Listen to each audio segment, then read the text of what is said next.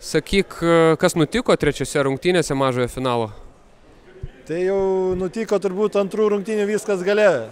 Ir pirmos tos dvi rungtynės praloštos pabaigoje ir jau nebesusitvarkėm nei su fiziniam, nei su psichologiniam problemom. Ir tikrai šiandien jau buvo, galima sakyti, degradacija. Tai tikrai atsiprašau prieš visus žiūrovus, kad nedavėm tos kovos.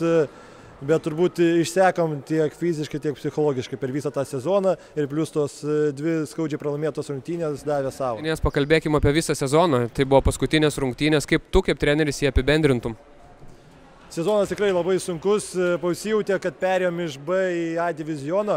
Po dvi varžybos per savaitgalį.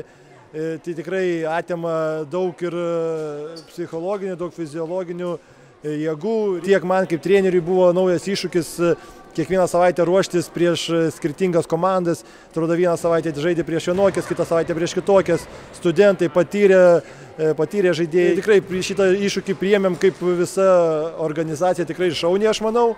Ir paskui susėdę turbūt su vadovu nutarsim, kad aš manau šitas sezonas tikrai buvo mums nusisekęs. Jo, kad jis buvo mums pirmas ir mes tikrai nežinom, ko laukti atėjus iš B į A divizioną. Sezonas baigėsi, bet tikriausiai kyla minčių ar pokalbiai komandos viduje apie ateinantį sezoną, ką galvojat? Man pačiam irgi, aišku, įdomu, bet tikrai nekalbėjom kažko konkrečiai, nes tikrai norėjom ir tam pusfinalį pasirodyti dėl patekimo į finalą. Atėjo dėl trečios vietos tikrai norėjom čia sužaisti, kas pirmos dvi varžybos parodė, tai tikrai nebuvo tų kalbų, kažkokių dar galvojimų.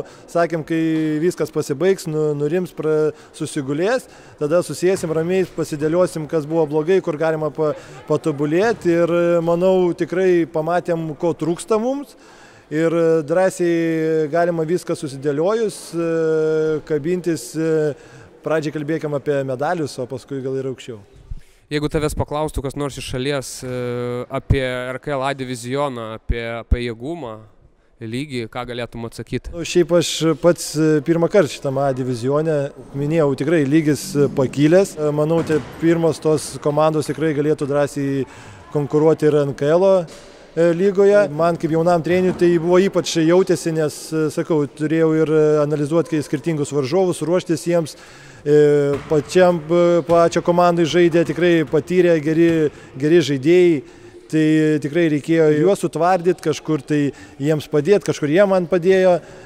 Tai be galo tikrai daug patirties pasisėmiau. Ir aš kaip treneris ir mes kaip organizacija jauna, nauja, susikūrusi, tai mums čia buvo didžiausia patirtis, kuri tikiuosi padės man ateityje.